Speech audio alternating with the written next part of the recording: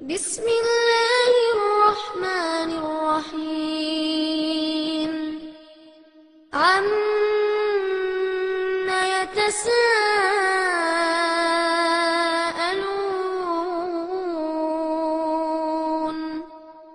عن النبأ العظيم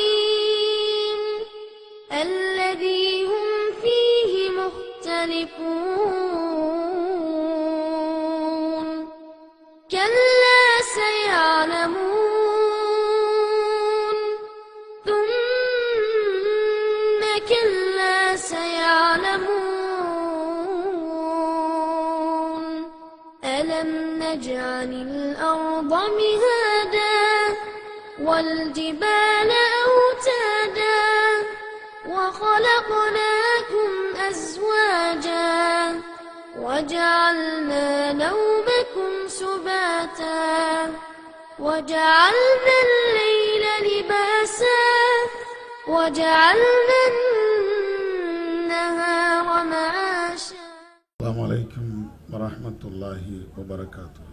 கண்ணியம் நிறைந்த இஸ்லாமிய சகோதரர்களே, தாய்மார்களே, அல்லாஹ்வின் பேரருளால் தமிழ்நாடு தௌஹீத் ஜமாத் வேலூர் மாவட்டத்தின் சார்பிலே முஹம்மதுர் ரசூலுல்லாஹ் என்ற இந்த மாநாடு நடைபெற்று வருகிறது. இதில் நபிகள் நாயகம் ஸல்லல்லாஹு அலைஹி வஸல்லம் அவர்களின் வாழ்க்கை நெறிமுறை என்ற தலைப்பு எனக்கு வழங்கப்பட்டிருக்கிறது. பொதுவாக இஸ்லாமியர்களாக வாழக்கூடிய நாம் ஒவ்வொருவருமே முஹம்மது நபி ஸல்லல்லாஹு அலைஹி வஸல்லம் அவர்களை உயிரினும் மேலாக மதிக்கக்கூடிய சமுதாயமாக நினைத்து வருகிறோம். முஹம்மது நபி அவர்கள் நம்முடைய உயிரை விட மேன்மை மிக்கவர்கள் என்றால், நம்முடைய சொத்து சுகம் குடும்பம் அனைவர்களை விடவும் அவர்கள்தான் சிறந்தவர்கள் என்றால், எந்த அடிப்படையில் அவர்கள் சிறந்தவர்கள், எந்த அடிப்படையில் அவர்கள் மேன்மை மிக்கவர்கள், எதனால் நம்முடைய உயிரை விட அவர்கள் சிறந்தவர்கள் என்று சொல்வதற்குண்டான அடிப்படையான காரணம் என்ன என்பதை தெரிந்து வைத்திருக்க வேண்டும். அதிலும் குறிப்பாக மார்க்கத்தை நாங்கள் தான் சொல்வோம் என்று சொல்லக்கூடியவர்கள், நபிமார்களுடைய வாரிசு என்று தம்மை மாறுதட்டி பேசக்கூடியவர்கள், முஹம்மது நபி அவர்களுடைய நடைமுறைகளை எந்த அளவிற்கு பின்பற்றுகிறார்கள் அல்லது முஹம்மது நபி அவர்களுடைய வாழ்க்கையை எந்த அளவுக்கு உதாசீனப்படுத்துகிறார்கள் என்பதை என்னுடைய உரையில் சொல்ல வேண்டும் என்பதற்காக வேண்டிய இந்த தலைப்பு தரப்பட்டு இருக்கிறது. நபிகள் நாயகம் ஸல்லல்லாஹு அலைஹி வஸல்லம் அவர்கள் வாழ்ந்த 23 ஆண்டு காலமாக இரண்டு விதமான தலைவராக அவர்கள் வாழ்ந்து காட்டியிருக்கிறார்கள். ஒன்று ஆன்மீக தலைவராக அவர்கள் இருந்தார்கள், இன்னொன்று அரசியலுக்கு தலைவராக அவர்கள் இருந்தார்கள். 23 ஆண்டு காலமாக நமக்கு அவர்கள் வழிகாட்டியாக திகழ்கின்ற பொழுது இந்த இரண்டு கோணங்களிலேயும் அவர்களுடைய வழிகாட்டுதல் மிக தெளிவாக இருக்கிறது. ஆன்மீகம் என்ற அடிப்படையிலே ஆன்மீக தலைவராக மார்க்கத்தை சொல்லக்கூடியவர்களாக இருக்கின்ற பொழுது அவர்கள் எப்படியெல்லாம் வாழ்ந்தார்கள், அரசியலுக்கு தலைவராக இருக்கின்ற பொழுது ஒரு பெரிய சாம்ராஜ்யத்திற்கு மன்னராக அவர்கள் வாழ்ந்து இருக்கின்ற பொழுது அதற்கு அவர்கள் எப்படியெல்லாம் முன்மாதிரியாக முன்னோட்டமாக திகழ்ந்தார்கள் என்பதை இன்றைக்கு நாம் சிந்தனை செய்து பார்க்க வேண்டும். முதலிலே இந்த ஆன்மீக தலைவராக நபி அவர்கள் எப்படி இருந்தார்கள், எப்படி முன்மாதிரியாக நமக்கு வழிகாட்டுதலை சொல்லி தந்திருக்கிறார்கள் என்று தெரிந்து கொள்வதற்கு முன்னால் உலகத்திலே இன்றைக்கு ஆன்மீகத்தின் பெயரால் நடைபெறுகின்ற சில அனாச்சாரமான மோசமான நிகழ்வுகளை உங்களுடைய சிந்தனைக்கு நீங்கள் கொண்டு வர வேண்டும். இன்றைக்கு ஒரு மனுஷனை ஏமாற்ற வேண்டும் என்றால் ஆன்மீகத்தினுடைய தலைவராக இருந்தால் போதும், அவனை ஒரேடியாக ஒழித்து விடலாம், உலகத்தையே ஏமாற்றி விடலாம். பெரிய படிப்பு தேவையில்லை, பண்பாடுகள் தேவையில்லை, பெரிய அறிவாளியாக இருக்க வேண்டும் என்ற அவசியம் இல்லை, ஏதோ வித்தைகளை எல்லாம் கற்றிருக்க வேண்டும் என்ற தேவையும் இல்லை.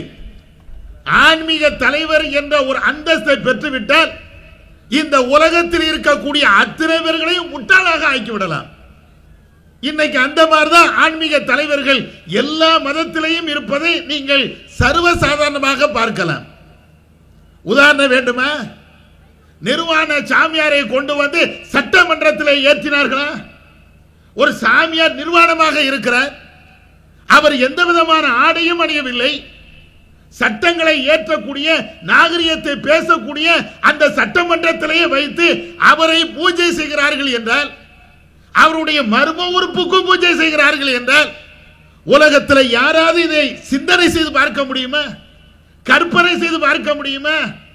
இப்படி நாம் ரோட்டிலே போனால் யாராவது நம்மை விடுவார்களா? ஒரு சின்ன உள்ளாடை போட்டு போனாலே கல்லால் அடிக்கிறான். நம்மள விட்டுருங்க, ஒரு புத்தி சுவாதனம் இல்லாத ஒருவர், அறிவே இல்லாத ஒருவர், பைத்தியக்காரர் ஆடை இல்லாம போனா நாம சும்மா இருக்கிறோமா? அவருக்கு ஆடை வாங்கி கொடுக்கிறோம், டிரெஸ்ஸை வாங்கி கொடுக்கிறோம், நம்மள்கிட்ட இருக்கக்கூடிய பழைய துணிகளை கொடுத்து அவருடைய மானத்தை மறைப்பதற்கு ஏதாவது ஏற்பாடுகளை செய்கிறோம். ஆனா சாதாரண உலகத்தில் இப்படி ஒரு நடைமுறை இருக்கும்போது, ஒரு பெரிய அறிவாளிகள் எல்லாம் நாங்கள் இருக்கிறோம், நாட்டுக்கு சட்டங்களை எல்லாம் போடுகிறோம், எங்களை போன்ற ஞானவாதிகள் யாருமே இல்லை என்று சொல்லக்கூடிய அந்த இடத்துல ஒருவர் நிர்வாணமாக வருகிறார், அத்தனை பேர் வேடிக்கை பார்க்கிறான் என்றால் என்ன காரணம்? இதுல இன்னொரு கொடுமை என்ன தெரியுமா? அதை போய் டிவியில போட்டு காட்டவும் செய்யறான். நிர்வாண சாமியார் வருகிறார் என்ற அந்த காட்சிகளை டிவியில போட்டு காட்டவும் செய்கிறான். இன்றைக்கு ஆன்மீகம் என்ற பெயர்ல தான் இவைகள் அத்தனை பேர்களுமே ஏற்றுக்கொள்கிறார்கள். சராசரியாக ஒரு லூசாக இருந்தாலும் யாரும் ஏற்றுக்கொள்ள முடியாத நிலையில சராசரி ஒரு மனுஷன் இதை செய்தால் கல்லால் அடிக்கக்கூடிய ஒரு நிலை வருகின்ற பொழுது, ஒரு சாமியார் என்ற வேஷத்தை போட்டுவிட்டால் எல்லாமே சரிகாணக்கூடிய ஒரு நிலை. இது எல்லா மதத்திலையும் நீங்கள் பார்க்கலாம். அதே போன்றுதான் இந்த முஸ்லிம்களையும் ஆன்மீகத்தை பேசக்கூடியவர்களுக்கு என்று ஒரு தனி கோலத்தை வைத்திருப்பார்கள். எதற்காக? எதிர்கேள்வியே கேட்டக்கூடாது, நான் சொல்றதுதான் மார்க்கம், நாங்கள் எதை சொன்னாலும் அதை அப்படியே கண்மூடி கொண்டு நீங்கள் பின்பற்றி விட வேண்டும், எங்களுக்கு என்று தனி கோலம். இதுக்கு தானே எல்லாமே அந்த ஜுப்பா அல்ல அதுக்கு தக்கன ஒரு தனி உடைகள் எல்லாத்தையும் வைத்திருப்பதற்கு இதுதானே அடிப்படை காரணம். இதை சொன்ன மாத்திரத்தில் மக்கள் எல்லாம் பயப்படுவார்கள். இந்த ஆன்மீக கருத்தை சொல்வதற்கு இது போன்ற ஒரு கெட்டப்புகளை இன்றைக்கும் வைத்துக் கொண்டு இருக்கிறார்களே. ஆனால் நபிகள் நாயகம் ஸல்லல்லாஹு அலைஹி வஸல்லம் அவர்களை நீங்கள் பாருங்கள், உலகத்திலே இருக்கக்கூடிய இன்றைக்கு ஆன்மீகத்தை பேசக்கூடிய அந்த தலைவரையும் நபிகள் நாயகம் ஸல்லல்லாஹு அலைஹி வஸல்லம் அவர்கள் ஆன்மீகத்தை பேசினார்களே அந்த அல்லாஹ்வுடைய தூதர் அவர்களையும் ரெண்டு பேரும் நீங்க ஒப்பிட்டு பாருங்க, எந்த அடிப்படையில் இருக்கிறார்கள் என்று நீங்க பாருங்க. நபிகள் நாயகம் ஸல்லல்லாஹு அலைஹி வஸல்லம் அவர்கள் முதலாக ஆன்மீகத்தை பேச வருகின்ற அந்த நேரத்திலேயே இந்த ஆன்மீகத்துக்கு என்று தனி கெட்டப்பு வச்சிருந்தார்களே, இதைத்தான் தவிடுபடியாக ஒழிக்கிறார்கள். இதற்கு தனி கெட்டப்பு கிடையாது, இதற்கு தனி அங்க அடையாளங்கள் கிடையாது, இதற்கு என்று தனியாக ஒரு நிலையை உருவாக்க கூடாது. இதைத்தான் நபிகள் நாயகம் ஸல்லல்லாஹு அலைஹி வஸல்லம் அவர்கள் ஆன்மீக தலைவராக இருக்கின்ற பொழுது இந்த உலக மக்களுக்கு முதலாக காட்டி தந்த அடிப்படையான ஒரு விஷயம். ஏன்? ஆன்மீகத்தின் பேர் தானே எல்லாருமே ஏமாத்துகிறான், ஆன்மீகத்தின் பேரான மக்களை முட்டாளாக ஆக்குகிறான், ஆன்மீகத்தின் பேரான எல்லாரையும் கிறுக்கனாக ஆக்குகிறான், ஆன்மீகத்தின் பேரான உலகத்தில் இருக்கக்கூடிய அத்தனை அறிவாளிகளையும் நீ அறிவாளி இல்லை என்ற நிலைக்கு தள்ளுகிறான். இதைத்தான் நபிகள் நாயகம் ஸல்லல்லாஹு அலைஹி வஸல்லம் அவர்கள் முதல்ல இதற்குன்னு ஒரு கெட்டப் இருக்கிறது, அந்த கெட்டப் இல்ல. ஆன்மீகத்தை பேசக்கூடிய வையை பெற்று தரக்கூடிய நானும் ஒரு சராசரி மனுஷன். அதற்கு எப்படி கொண்டு வருகிறார்கள்? அல்லாஹ்வே இந்த பிரச்சாரத்தை செய்யும்படி நபி அவர்களுக்கு கட்டளை எடுக்கிறான். லக்கது லபிஸ்து ஃபீக்கும் உம்ரன் மின் கப்லி அஃபலா தஅகிலூன். உங்களிடத்தில் எத்தனை ஆண்டுகள் நான் வாழ்ந்திருக்கிறேன், என்னுடைய வாழ்க்கையை நீங்கள் சிந்தனை செய்து பார்க்க வேண்டாமா? என்னுடைய வாழ்க்கையை நீங்கள் ஆய்வு செய்து பார்க்க வேண்டாமா? நான் பயான் பண்ண வருகின்ற பொழுது எனக்கு தனி கெட்டப் எது உண்டா? தனி ஆடை அலங்காரங்கள் உண்டா? தனி சாப்பாடு உண்டா? தனியாக குடிநீர் வசதி உண்டா? தனியாக டாய்லெட் வசதி உண்டா? தனியாக ஏசி அறைகள் உண்டா? இன்னைக்கு ஆன்மீக தலைவர்கள் என்று பேசக்கூடிய அத்தனை பேர்களுக்கும் நமக்கு தேவையில்லாத அனைத்து வசதிகளும் அவங்களுக்கு தேவைப்படுகிறது. சொகுசான காரு, சொகுசான வாகனம், சொகுசான உடுப்பு, சொகுசான சாப்பாடு, எல்லாத்திலையும். ஆனா ரசூலுல்லா இப்படி நான் வாழுகிறேனா? நான் என்றைக்காவது இப்படி வாழ்ந்திருக்கிறேனா? அல்லாஹ்வுடைய தூதர் முதல்ல ஒழித்தது இதைத்தான் ஒழித்தாங்க. தனி மனித வழிபாடு ஆன்மீகத்தின் என்ற பெயரால அந்த ஆன்மீகத்தை சொல்லக்கூடியவர்களுக்கு தனி மனித வழிபாடு வரக்கூடாது என்பதைத்தான் அழுத்தம் திருத்தமாக அல்லாஹ்வுடைய தூதர் ஒழித்து கட்டினார்கள்.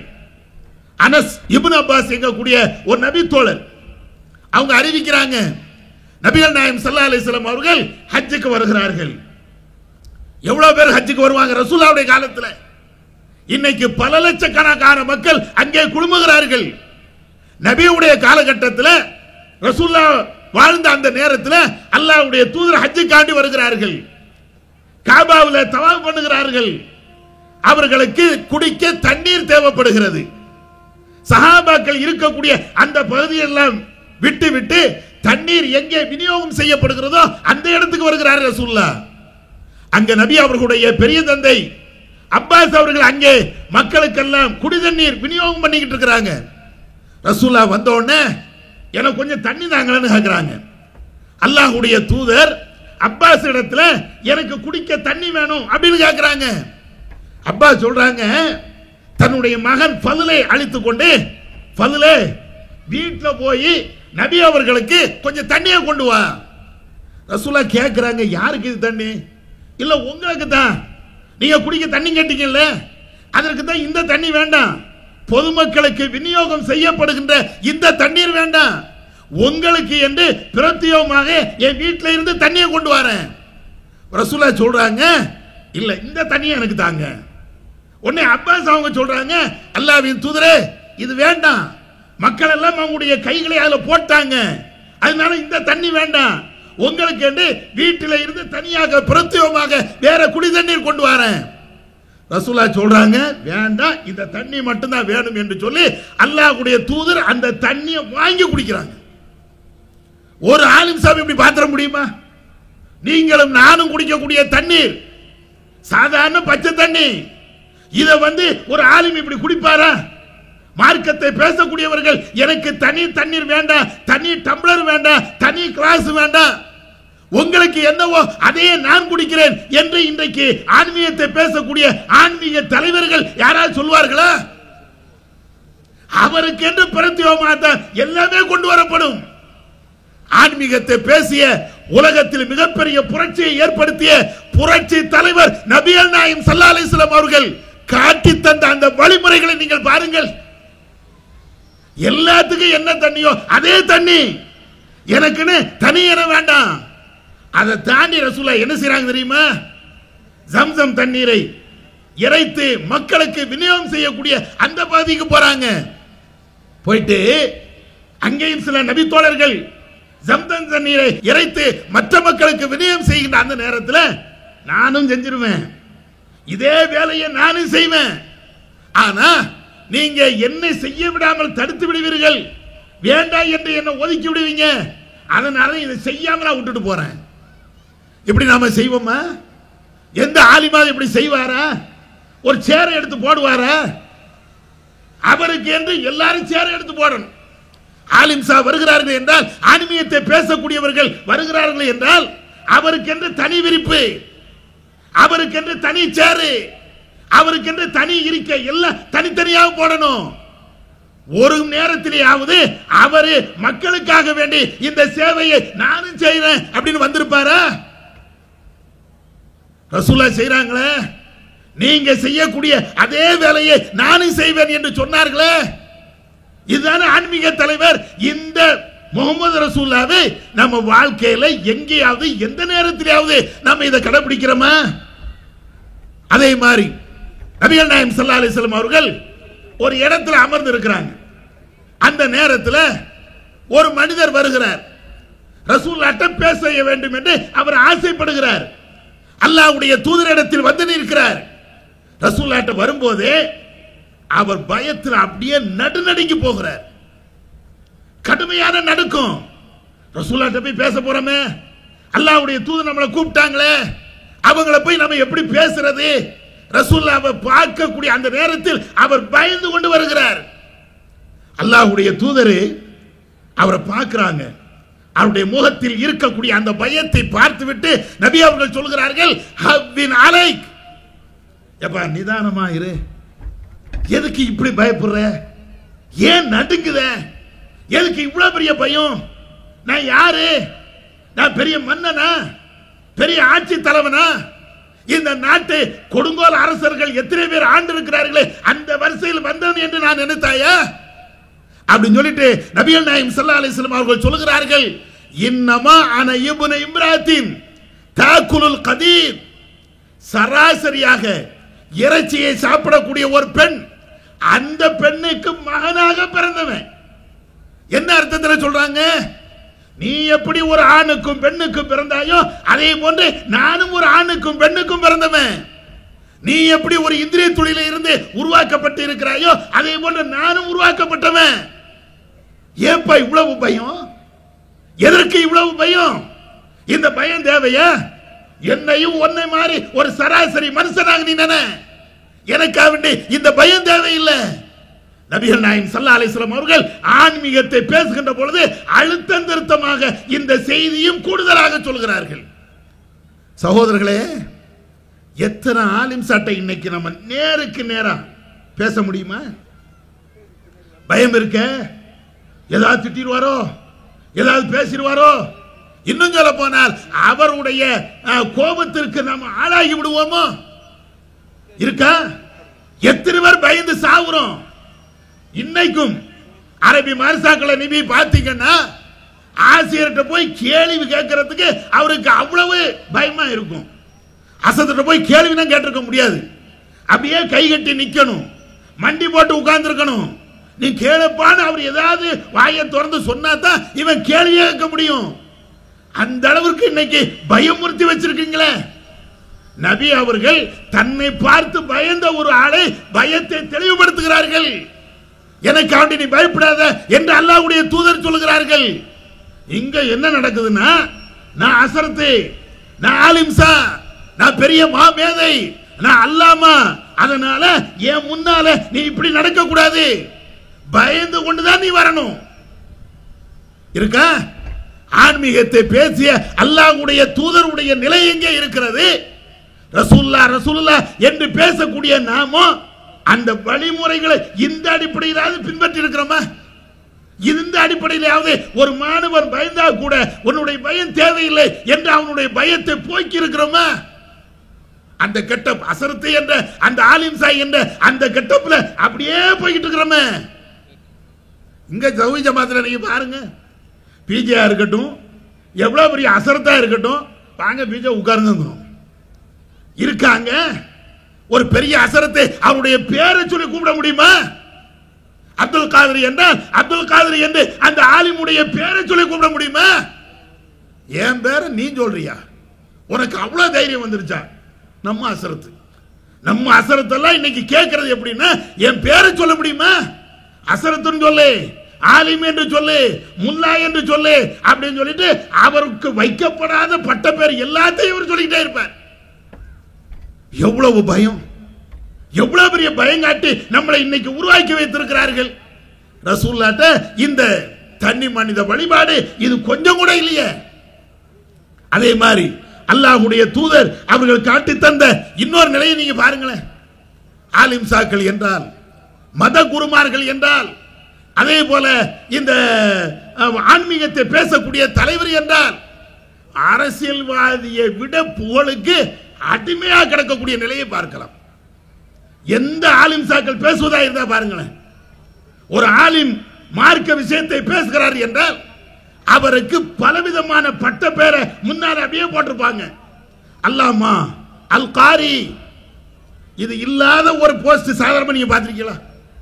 இப்ப நம்மளும் மாநாட்டுக்கு வால் போஸ்ட் அடிக்கிறோம், டிஜிட்டல் பேனர் வைக்கிறோம். மௌலவிமார்கள் அவங்க படிச்ச அதே மாதிரி சார்ல படிச்ச ஆலிம்கள் இங்கேயும் இருக்கிறார்கள். எங்கேயாவது இந்த அல்லாமா, முல்லா அலி காரிங்கிற மாதிரி பட்டப்பேர் ஏதாவது வச்சிருக்கிறாங்களா? அல்ஹாஜ் அப்படிங்கிற பட்டப்பேருங்க உண்டா? எங்க இருக்கக்கூடியவர்கள் ஹஜ் செய்யலையா? இங்க இருக்கக்கூடியவர்கள் உங்களை மாதிரி மிகப்பெரிய படிப்புகளை, ஆலிம் படிப்புகளை படிக்கவில்லையா? சராசரி பேரு என்ன பேரோ அதை போடுவோம். ஆனா இன்றைக்கு அந்த சபையில சுன்ன ஜமாத் ரசூலாவை நாங்க முழுக்க முழுக்க பேணுகிறோம் என்று சொல்லுகிறீர்களே, ஒரே ஒரு இடத்திலேயாவது உங்களுடைய பேரை மாத்திரம் போட்டு உங்களுக்கு கொடுக்கப்பட்ட அந்த பட்டத்தை போடாமல் எங்கேயாவது வால் போஸ்ட் நீங்க அடித்தது உண்டா? உட்டாடிப்பான். அந்த பேரு இந்த பேரு முல்லா அலிகா என்ன வாயில வருதோ எல்லா பேரும் வரும். எதுக்கு? புகழ். ஆலிம் சாய் என்றால் வெறும் ஆலிம் என்று சொல்லிடக்கூடாது, அவருக்கு பின்னால இவ்வளவு பட்டம் சொல்லணும். வச்சிருக்கிறாங்களே, ரசூலுல்லாஹ்க்கு அந்த பட்டம் உண்டா? உங்களுக்கு அல்லாமா நீங்க போடுறீங்களே, என்னைக்காவது ரசூலுல்லாஹ்வுக்கு அல்லாமா ரசூலுல்லாஹ்னு சொல்ல முடியுமா? ரசூலுல்லாஹ் அந்த வழியை காட்டி தந்திருக்கிறார்களா? நபிகள் நாயகம் ஸல்லல்லாஹு அலைஹி வஸல்லம் அவர்கள் எவ்வளவு அற்புதமாக அதை சொல்லித் தருகிறார்கள். ஒருவர் வருகிறார், ரசூலுல்லாஹ்வுடைய முன்னிலையில் நிற்கிறார். அவர் வந்து சொல்லுகிறார், எங்களுடைய சிறந்தவருடைய மகனே, எங்களுடைய சிறந்த தலைவரே, எங்களுடைய தலைவரின் சிறந்த மகனே. அவருக்கு வாயில் வந்த வார்த்தை எல்லாம் சொல்லி நபி அவர்களை அப்படியே புகழ்ந்து பாராட்டி அல்லாஹ்வுடைய தூதரை அழைக்கிறார். அப்பதான் ரசூலுல்லாஹ் சொல்றாங்க, நம்முடைய ஆலிம் பெருமக்கள் இருந்த மாதிரி ரசூலுல்லாஹ் வாயில மிச்சர் போட்டு உட்கார்ல. யாரப்பா கூப்பிடுறீங்க? எதற்கு இவ்வளவு புகழ் மாலை? எதற்கு இவ்வளவு புகழுக்குரிய வார்த்தை? இன்னும் சொல்ல போனால் நம்மளுடைய ஆலிம்களுக்கு சொல்லப்பட்ட வார்த்தை மாதிரி, புகழுக்குரிய வார்த்தை மாதிரி யாரும் சொல்லல. எங்களுடைய சிறந்த தலைவரே, எங்களுடைய தலைவரின் மகனே என்று சொன்னாங்க. அவ்வளவு வார்த்தை சொன்னதுக்கு ரசூலுல்லாஹ் கண்டிக்கிறாங்க. சொல்லாத, புகழுக்குரிய கடுமையான புகழுக்குரிய இந்த வார்த்தையை நீங்கள் பயன்படுத்தாதீர்கள் சொல்லிட்டு ரசூலுல்லாஹ் சொல்றாங்க, ஆனா முஹம்மது இப்னு அப்துல்லாஹி வ ரசூலுஹு, நான் அப்துல்லாஹ்வுடைய மகன் முஹம்மது. அப்படியால அல்லது அல்லாஹ்வுடைய அடிமை, அல்லாஹ்வுடைய தூதர் என்று நீங்கள் அழையுங்கள். அல்லாஹ் எனக்கு எந்த அந்தஸ்தை, எந்த மரியாதையை தந்திருக்கிறானோ அதை தாண்டி நீங்கள் வேறு எந்த பெயரை சொல்லி, எந்த புகழக்கூடிய வார்த்தையை சொல்லி என்னை அழைப்பது எனக்கு விருப்பமே அல்ல. கண்மணி நாயகம் ஸல்லல்லாஹு அலைஹி வஸல்லம் அவர்கள் சொன்ன அற்புதமான வார்த்தை. இன்னைக்கு ஆன்மீகத்தை பேசக்கூடிய இந்த தலைவர்களை புகழவில்லை என்றால் அவருக்கு தூக்கமே வராது. மேடையில வச்சுக்கிட்டு பல மணி நேரம் அந்த ஆலிம் சாக்களை அப்படியோ இப்படியோ என்று புகழாத ஒரு மேடை உண்டா? அப்படியே ரசிப்பார்கள். அப்படியே ஒவ்வொரு புகழையும் அவர்களுக்குள்ளேயே மனசுக்குள்ளேயே போட்டு நமக்கு இவ்வளவு பெரிய தகுதியா? ரசூலுல்லாஹ் அதைத்தான் தூக்கி எறிஞ்சாங்க. அல்லாஹ் எனக்கு கொடுத்த பட்டம் ரசூலுல்லாஹ், அதை சொல்லு. அல்லாஹ்வுடைய தூதர் என்று சொல்லு. முஹம்மது இப்னு அப்துல்லாஹ்வுடைய மகன் என்று சொல்லு. இதை தாண்டி வேற எந்த வார்த்தையில என்ன நீங்க போட போறீங்க? அல்லாஹ்வுடைய தூதர் எவ்வளவு கடுமையாக அந்த போலுக்குரிய வார்த்தையை கடுமையாக கண்டிக்கிறார்கள் என்று நீங்க பாருங்க. அதோடு அல்லாஹ்வுடைய தூதர் விடல, இன்னைக்கும் நபிகள் நாயகம் ஸல்லல்லாஹு அலைஹி வஸல்லம் அவங்க நம்ம காட்டி தந்த அற்புதமான வழிமுறைகள்ல தனி கெட்டப்பு இல்ல, தனி அந்தஸ்து இல்ல, தனியாக அவங்களுக்கு என்று எதுவுமே இல்லாம சராசரி மனுஷனாக நபிகள் நாயகம் ஸல்லல்லாஹு அலைஹி வஸல்லம் அவர்கள் ஒரு சபையில இருக்கிறாங்க.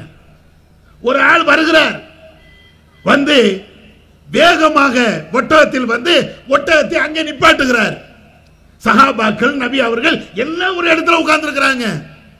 வந்த ஆள் கேட்கிறாரு, ஐயுக்கும் முஹம்மது, உங்கள முகமதுனா யாரப்பா? ரசூலுல்லாஹ் உட்கார்ந்து இருக்கிறாங்க, சஹாபாக்கள் உட்கார்ந்து இருக்கிறாங்க, எல்லாரும் உட்காரக்கூடிய அந்த நேரத்தில் நபி அவர்கள் இருக்கிறார்கள். அந்த நேரத்தில் ஒரு ஆள் வருகிறார். வந்துவிட்டு அவர் கேட்கிறாரு, உங்கள முகமதுனா யார்? இந்த மாதிரி ஒரு நிலைய குறைஞ்சபட்சம் ஆலிம்கள் இப்படிப்பட்ட ஒரு நிலையை எங்கேயாவது உருவாக்கி வைத்திருக்கிறீங்களா? ஒரு சபையில நீங்கள் இருந்தால் ஆலிம் என்று தெரியாத அளவிற்கு ஒரு சபை உண்டா? அல்லாமாவை புரியாத அளவிற்கு ஒரு சபை உண்டா? 8 முழத்துல ஒரு பெரிய தலப்பா கட்டிட்டு அப்படியே வந்து உட்காருவீங்க. உங்களுக்கு தனி ஜுப்பா, ஆடை அலங்காரங்கள், உங்களை பார்த்த உடனே அது அப்படியே தெரியணும், இவர் அசர்த்து, இவர் ஆலிம் என்று தெரியணும். அதற்காக வேண்டிய தனியும் கெட்ட போச்சிருக்கீங்களே. நபிகள் நாயகம் ஸல்லல்லாஹு அலைஹி வஸல்லம் அவர்கள் எல்லா சஹாபாக்களோடையும் அவங்க உட்கார்ந்து இருக்கிறாங்க. வெளியில இருந்து வந்த ஆட்களுக்கு முகமது நபினா யாருன்னு தெரியல. கேட்கிறாரு, உங்களை யாரப்பா முகமது? அழகா பதில் சொல்றாங்க. என்ன இருக்கிறாரு, அந்த செவுத்துல சாஞ்சிட்டு இருக்கிறாரு, அந்த வெள்ளை விளையாண்டு இருக்கிறாரு, அவர் தான் முகமது. உடனே அவரே நேரடியாக முகமது நபி இடத்தில் வருகிறார். வந்து கேட்கிறார், நீங்க தான் முகமதா? ஆமா, நான் தான் முகமது. நீங்க அல்லாஹ்வுடைய தூதர் என்று சொல்லுகிறீர்களே, அந்த தூதர் நீங்க தானா? ஆமா, நான் தான் அல்லாஹ்வுடைய தூதர். இது சாதாரண ரசூலுல்லாஹ்வுடைய காலத்தில் நபி அவர்களுக்கு முன்னால் நடந்த ஒரு செய்தி. நீங்க ஒரு அசதிட்ட போய் நீங்க தானே ஆலிம் சான்னு கேட்டு பாருங்களேன். என்ன பார்த்தா ஆலிம் சா தெரியாதா அப்படிம்பாரு. இல்ல கேட்டங்க, என்னப்பா பார்த்தா தோற்றவனை காட்டி கொடுக்கலையா? எதுக்கு இவ்வளவு பெரிய ஜுப்பா போட்டிருக்கிறேன்? எதுக்கு இவ்வளவு பெரிய தலப்பா கட்டி இருக்கிறேன்? எதுக்கு இவ்வளவு பெரிய தாடி வச்சிருக்கிறேன்? பார்த்தா ஆலிம் என்று உனக்கு அடையாளம் தெரியலையா? நான் வேற என் வாயால சொல்லணுமோ நான் தான் ஆலிம் தானே? ரசூலுல்லாஹ்ட்ட போய் அவரு கேட்கிறாரு, நீங்க தான் அல்லாஹ்வுடைய தூதரா? ஒரு அடையாளம் இல்ல. 10ஓடு 11ஆக நபி அவர்கள் உட்கார்ந்து இருக்கிறாங்க. அதை விட இன்னொன்னு அவர் கேட்கிறார், முகமது அவர்களே, அல்லாஹ்வுடைய தூதர் என்று சொல்லக்கூடியவரே, உங்களிடத்தில் மிக கடுமையான ஒரு கேள்வியை கேட்க போகிறேன். நான் கேட்கக்கூடிய இந்த கேள்வியை பார்த்துவிட்டு நீங்க கோபப்படக்கூடாது. என்னுடைய கேள்விகளுக்கு முழுமையான பதிலை நீங்கள் தர வேண்டும். சொல்ல முடியுமா? இன்னைக்கு ஆலிம் சாட்ட போய் இப்படி கேட்க முடியுமா? பெரிய பெரிய அல்லா மக்கள்கிட்ட போய் இதை கேட்க முடியுமா? உங்கள்கிட்ட நான் கேள்வி கேட்பேன், திரும்ப திரும்ப கேட்பேன், மனதை நோடிக்கக்கூடிய அளவிற்கு கேட்பேன். ஆனா கோபப்படக்கூடாது. என்னுடைய கேள்விக்கு சரியான முறையில் தக்க பதிலை தர வேண்டும் என்று சொல்ல முடியுமா? ஏன்ட்டு அசத்துட்டு கேள்விக்கு வந்துட்டியா? உனக்கு கேள்வி கேட்கறதுக்கு என்னடா தகுதி? நம்ம அசத்துட்டு இருந்து வரக்கூடிய பதில். ஏன்ட்ட கேள்வி கேட்கக்கூடிய அளவிற்கு உனக்கு தகுதி இருக்கா? ரசூலுல்லாஹ் அப்படி கேட்டாங்களா? நீங்க ரசூலுல்லாஹ் ரசூலுல்லாஹ்ங்கறீங்களே, முஹம்மது நபியுடைய வாரிசு என்று சொல்லுகிறீர்களே, பச்சை பொய்யை சொல்லுகிறீர்களே, இந்த ரசூலுல்லாஹ்வுடைய வார்த்தையை உங்களுடைய வாழ்க்கையில கடைபிடிக்க திராணி உண்டா? கேள்வி கேளுங்கப்ப. ரசூலுல்லாஹ் இருந்த மாதிரி 10ஓடு 11ஆக நான் இருக்கிறேன் என்று சொல்வதற்கு தகுதி உண்டா? என்ன ரசூலுல்லாஹ் ரசூலுல்லாஹ்வுடைய வாரிசு என்று சொல்வதற்கு உங்களுக்கு என்ன உரிமையும் தகுதியும் இருக்கிறது? அல்லாஹ்வுடைய தூதர் தனக்கு என்று எந்த கெட்டப்பை வைக்கலையே. எல்லா விதத்திலையும் சராசரி மனுஷனா தானே நபி அவர்கள் நடந்து காட்டி இருக்கிறார்கள். அல்லாஹ்வுடைய தூதர் இன்னும் சொல்லி காட்டுகிறார்கள், நபிகள் நாயகம் ஸல்லல்லாஹு அலைஹி வஸல்லம் அவர்கள் யாரும் அவர்களுக்காக எழுந்து நிற்பதை அவர்கள் ஒரு காலத்தில் விரும்புறது கிடையாது. இன்னைக்கும் அரபி மார்சாக்கள்ல ஆலிம்கள் வந்தால் எஞ்சி நிக்கணும்னு வச்சிருக்கிறீங்களே. 25-30 ஆண்டு காலமாக இந்த ஹதீஸை திரும்ப திரும்ப சொல்றோம். தனக்காக எழுந்து நிற்பதை அல்லாஹ்வுடைய தூதர் விரும்பவில்லை. விரும்பவில்லைங்கிற மாத்திரம் இல்லை, ஒரு மனிதன் இன்னொரு மனிதன் தனக்காக வேண்டி எழுந்து நிற்க வேண்டும் என்று விரும்புகிறான் என்றால் அவன் தன்னுடைய இருப்பிடத்தை நரகமாக ஆக்கிக் கொள்ளட்டும் என்று நபி அவர்கள் சொன்ன அந்த செய்தியை இன்னைக்கு வச்சிருக்கிறோம். எத்தனை ஆண்டு காலமாக, பல ஆண்டு காலமாக இதை திரும்ப திரும்ப ஞாபகப்படுத்தினாலும் ரசூலுல்லாஹ்ட்ட இல்லாத அந்த பண்பு, நபி அவர்கள் கண்டித்த ஒரு பண்பு, நரகத்துக்கு உங்களை தயார்படுத்திக் கொள்ளுங்கள் என்று அல்லாஹ்வுடைய தூதர் கடுமையாக எச்சரிக்கை செய்த அந்த பண்பு நபி அவருடைய வாரிசு என்று சொல்லக்கூடிய உங்கள்கிட்ட இன்னைக்கும் இருக்கா இல்லையா? மாணவர்கள் எந்த நிக்கணும்? ஆசிரியர்கள் வருகின்ற பொழுது மாணவன் அமர்ந்தார் என்றால் மரியாதை கொடுக்கவில்லை என்று மாணவனை மார்சாவில் என்று நீக்கக்கூடிய காட்சிகள் இன்றைக்கு தமிழகத்தில் நடக்குது. எவ்வளவு பெரிய கொடுமை! ஆனா நம்ம ரசூலுல்லாஹ்வுடைய வாரிசு, ரசூலுல்லாஹ்வுடைய வாரிசு என்று சொல்வதற்கு அல்லாஹ்வுடைய தூதரை பின்பற்றி விட்டு சொன்னாலும் கூட அதுல ஒரு பொருத்தம் இருக்கும், நேர்மை இருக்கும். ரசூலுல்லாஹ்வுடைய சொன்ன அந்த சொல்லை எங்கே ஹதீஸை படித்து கொடுக்கிறோம் என்று சொல்கிறார்களோ அந்த இடத்திலேயே கொலை செய்யக்கூடிய உங்களுக்கு நபி அவர்களுடைய வாரிசு என்று சொல்வதற்கு ஏதாவது தகுதிகள் உண்டா? எங்களிடத்தில் நீ பாருங்க, முகமது ரசூலுல்லாஹ் என்று மாநாடு நடத்தக்கூடிய எங்களிடத்தில் நீங்கள் பாருங்கள். எவ்வளவு பெரிய அறிஞர் வந்தாலும், மா மேதைகள் வந்தாலும் தனி மனித வழிபாடு இங்கே இல்லை. அவர் வருகின்ற பொழுது எழுந்து நிற்கக்கூடிய கலாச்சாரம் இங்கே இல்லை. அவருக்கென்று தனி உணவு இல்லை, அவருக்கென்று தனி விருப்பு இல்லை, அவருக்கென்று தனி சேர் இல்லை, அவருக்கென்று தனியாக ஒதுக்கப்பட்ட எந்த இடமும் இல்லை. எல்லாரும் இருக்கக்கூடிய இடம் நாங்களே இருப்போம். இப்ப நாங்க ரசூலுல்லாஹ்வை பின்பற்றுகிறோமா?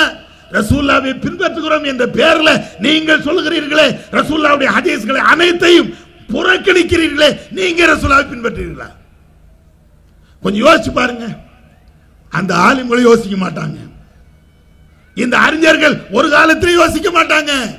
உங்கள்கிட்ட நாங்கள் சொல்லிக் கொள்கிறோம். நபி அவர்களுடைய வாழ்க்கை வரலாறுகளை, நபி அவர்களுடைய செயல்பாட்டை யார் நேருக்கு நேராக பின்பற்றுகிறார்கள் என்று நீங்க பாருங்க. ரசூலுல்லாஹ் ரசூலுல்லாஹ் என்று கைகளை எடுத்து கன்னத்திலே ஒத்துகின்ற, கண்களை ஒத்துக்கொள்கிற அந்த பழக்கத்தை விட்டுட்டு நபி அவர்கள் என்ன சொன்னார்களோ அந்த வரிசைக்கு வாங்க. நபி அவர்கள் காட்டி தந்த வழிமுறைக்கு நீங்க வாங்க.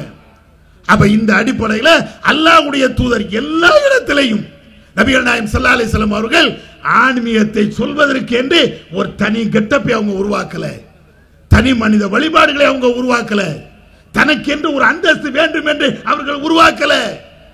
அவர்கள் உருவாக்கிய ஒன்றே ஒன்று, சொல்லக்கூடிய விஷயத்தில் சத்தியம் இருக்க வேண்டும், நேர்மை இருக்க வேண்டும், தர்மம் இருக்க வேண்டும். இதைத்தான் அவர்கள் உருவாக்கி காட்டியிருக்கிறார்கள். நபி அவர்கள் காட்டி தந்த வழிமுறைகள் இது ஒண்ணுதான்.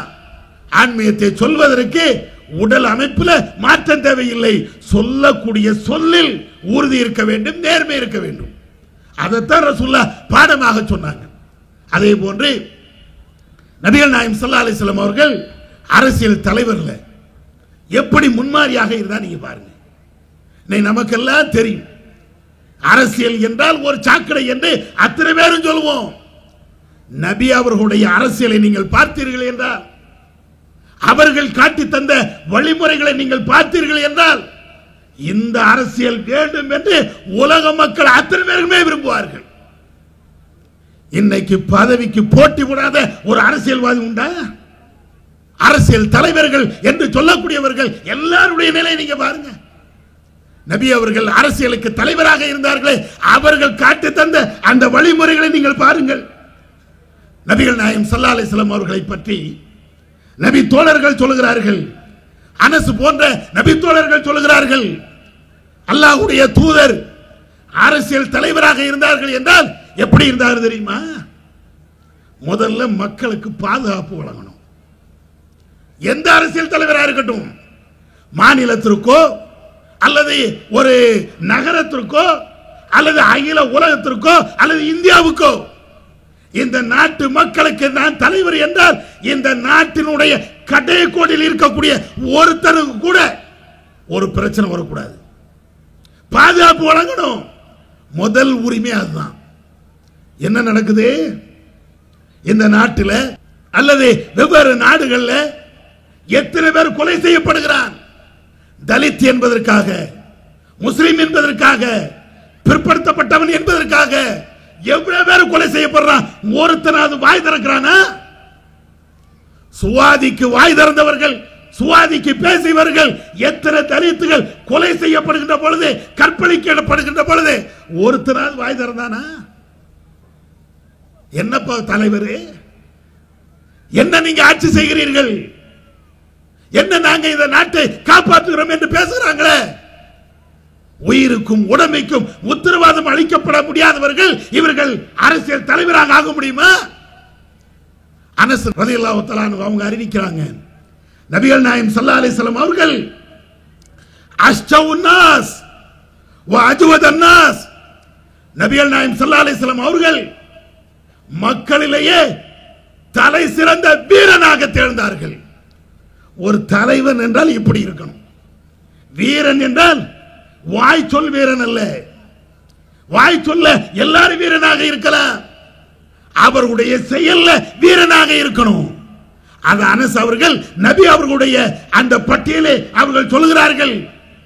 நபிகள் நாயகம் ஸல்லல்லாஹு அலைஹி வஸல்லம் அவர்கள் மதீனாவுடைய தலைவராக, ஆட்சி தலைவராக இருக்கிறார்கள். அந்த மதீனா மக்களுக்கு ஒரு நேரத்தில் கடுமையான ஒரு பிரச்சனை ஏற்படுகிறது. எல்லாரும் பயந்து போய் நடுங்கிக் கொண்டு இருக்கிறார்கள். அந்த நேரத்தில் நபிகள் நாயகம் ஸல்லல்லாஹு அலைஹி வஸல்லம் அவர்கள் எல்லாத்தையும் விட்டுட்டு அத்தனை வரையும் தாண்டி குதிரையை எடுத்துக்கொண்டு அவர்கள் ஓடோடி போகிறார்கள். மதீனாவுக்கு வெளியில போய்விட்டு பார்த்து விட்டு வருகிறார்கள்.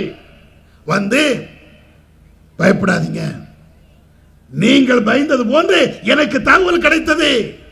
ஆனா பயப்படக்கூடிய எந்த சம்பவமும் மதீனாவில் நடக்கல. நிம்மதியா போய் தூங்க, எல்லாரும் போய் தூங்க, எந்த பிரச்சனையும் வரல. இப்படி ஒண்ணு உண்டா? இப்படி ஒரு தலைவரை இந்த நாட்டில் நீங்கள் பார்த்தது உண்டா?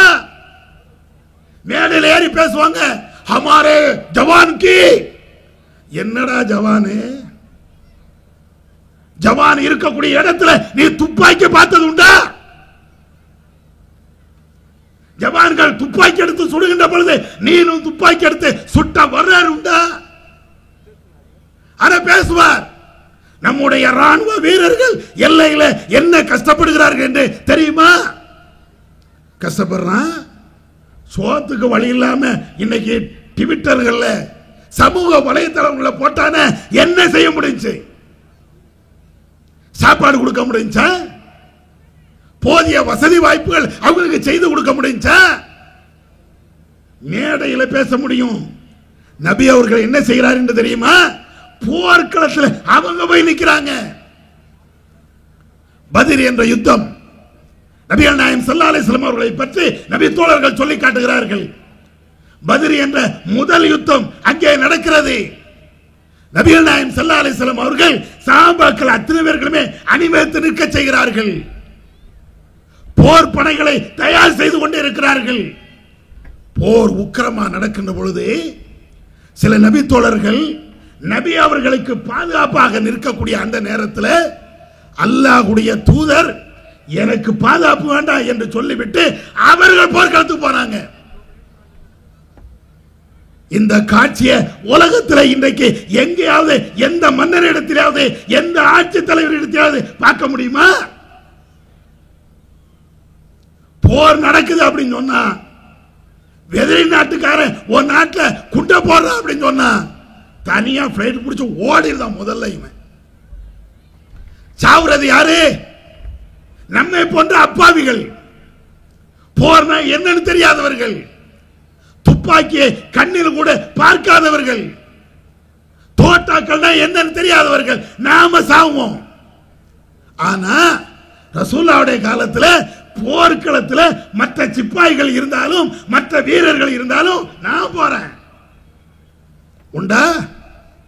இன்னைக்கு சொல்றீங்களே இந்த நாட்டை நாங்கள் காப்பாற்றுவோம் என்று சொன்னீங்களே, போர் நடந்த நீ போய் நிப்பியா? போர் நடக்கக்கூடிய அந்த பகுதிக்கு போக முடியுமா? கார்கில் யுத்தம் நடந்தது. இதே பிஜேபி ஆட்சிகள் அன்றைக்கு நடந்து கொண்டு இருந்தது. போனாரா வாஜ்பாயி? எல்லாம் முடிஞ்சு அங்க எந்த பிரச்சனையும் இல்லைன்னு தெரிஞ்ச உடனே அப்பதான் ஒவ்வொரு அமைச்சரா போய் பார்ப்பாரு. காரைக்காலுக்கு நானும் போவேன், நான் தானே போவேன், பிரச்சனை இல்லைன்னா எவனும் போவானே. அடே குண்டே போடுகின்ற பொழுது நீ போய் நின்னியா? அரசியல் தலைவர் என்றால் எங்களுடைய தலைவர் நபிகள் நாயகம் ஸல்லல்லாஹு அலைஹி வஸல்லம் அவர்கள் மட்டும்தான். ரசூலுல்லாஹ் மாதிரி இது போன்ற ஒரு பணியை இன்றைக்கு யார் செய்ய முடியும்? அடுத்து ரசூலுல்லாஹ் இந்த அரசியல் அதுல எப்படி முன்மாதிரியாக இருந்தார்கள் என்று நீங்க பாருங்களேன். முதல்ல மக்களுக்கு பாதுகாப்பு, பாதுகாக்கக்கூடியவன் தான் அவன் தான் தலைவராக இருக்க முடியும்.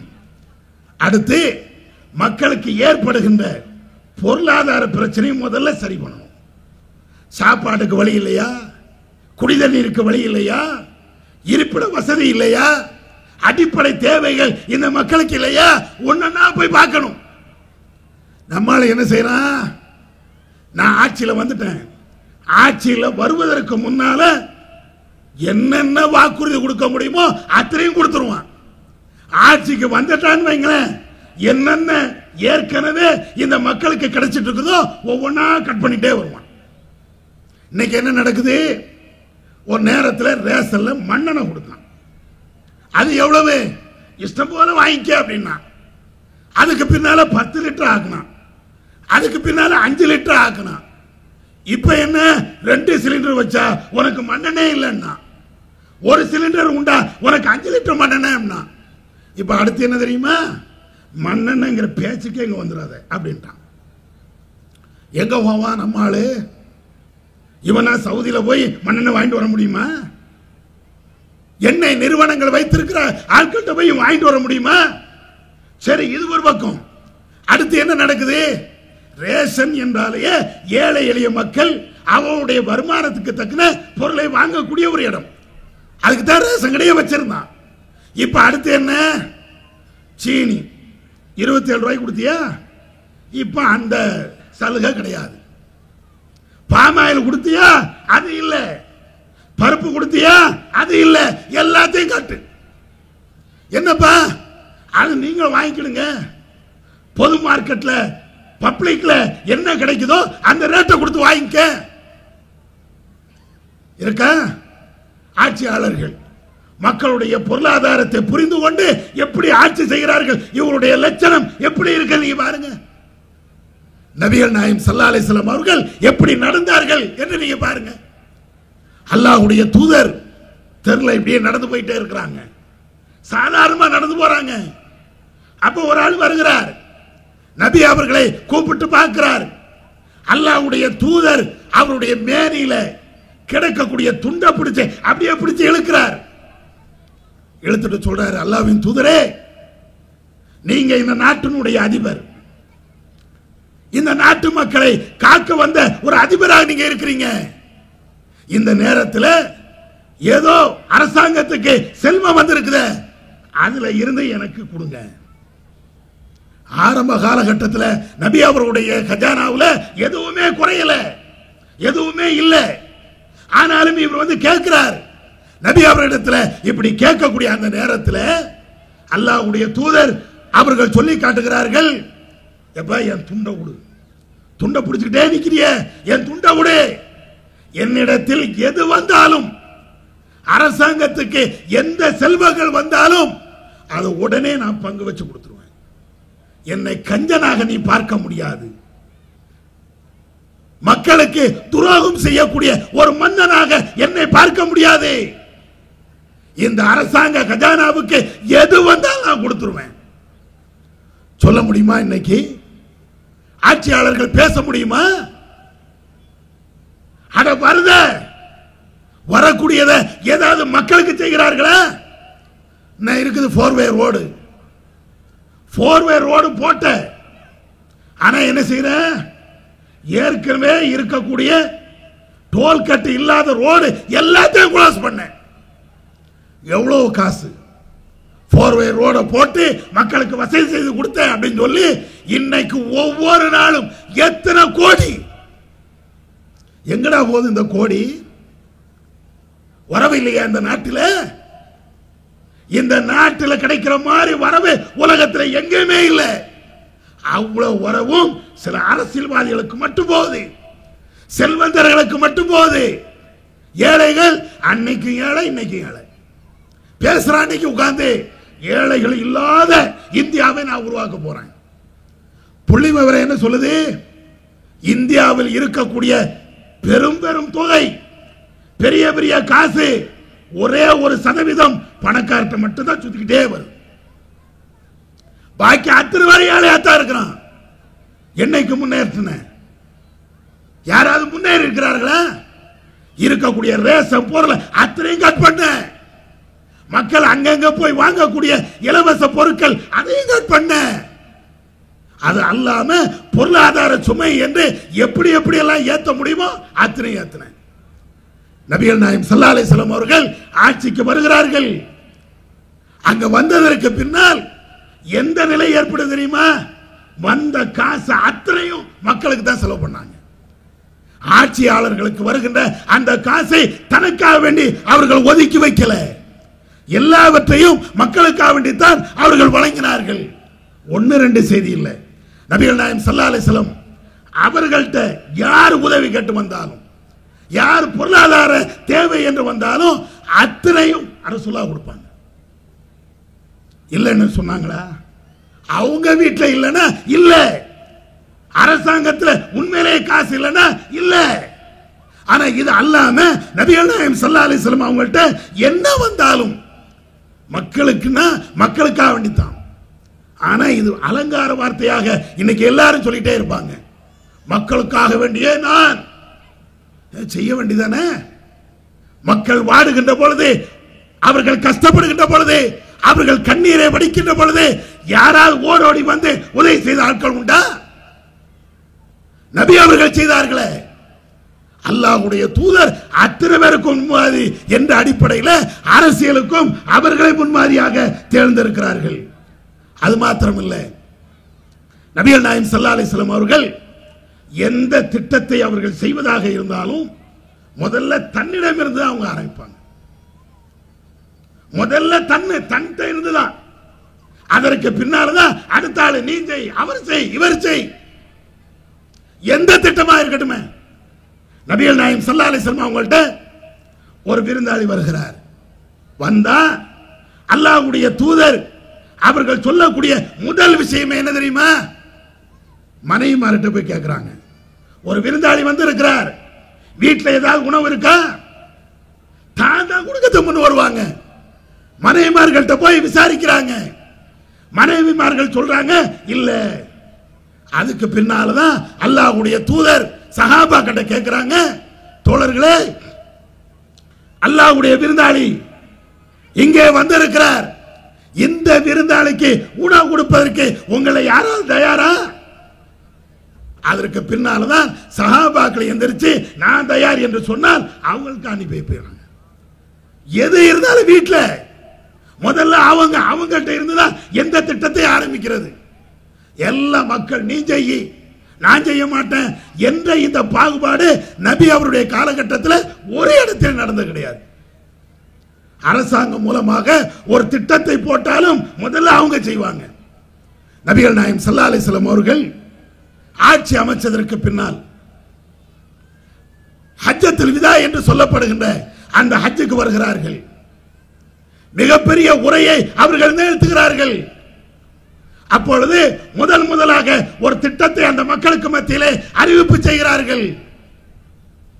இன்றில் இருந்து வட்டி என்பது கூடாது, யாரும் வாங்கக்கூடாது என்ற அந்த திட்டத்தை நபிகள் நாயகம் ஸல்லல்லாஹு அலைஹி வஸல்லம் அவர்கள் முன்வைக்கிறார்கள். முன்வைச்சா மக்களே வட்டி வாங்காதீங்க என்று மாத்திரம் ரசூலுல்லாஹ் சொல்லல, வட்டியை கொடுக்காதீர்கள் என்று மாத்திரம் ரசூலுல்லாஹ் சொல்லல. அந்த திட்டத்தை முதலாக தன்னுடைய குடும்பம் அதை செயல்படுத்தும் என்று டிக்ளேர் பண்றாங்க ரசூலுல்லாஹ். அப்பாஸ் அவர்களுக்கு இதுவரையும் யார் யாரெல்லாம் வட்டி கொடுக்க வேண்டி இருக்கிறதோ அவர்கள் வட்டியை கொடுக்க தேவையில்லை. எதை நீங்கள் கடனாக பெற்றீர்களோ அதை மாத்திரம் நீங்கள் திரும்ப கொடுத்தால் போதும். அசலை மாத்திரம் திரும்ப கொடுங்க, வட்டியை திரும்ப கொடுக்க தேவையில்லை. என்னுடைய குடும்பத்தில் இருந்து இந்த திட்டத்தை நான் ஆரம்பம் செய்கிறேன். சொல்ல முடியுமா? இன்னைக்கு ஆட்சியாளர்கள் சொல்ல முடியுமா?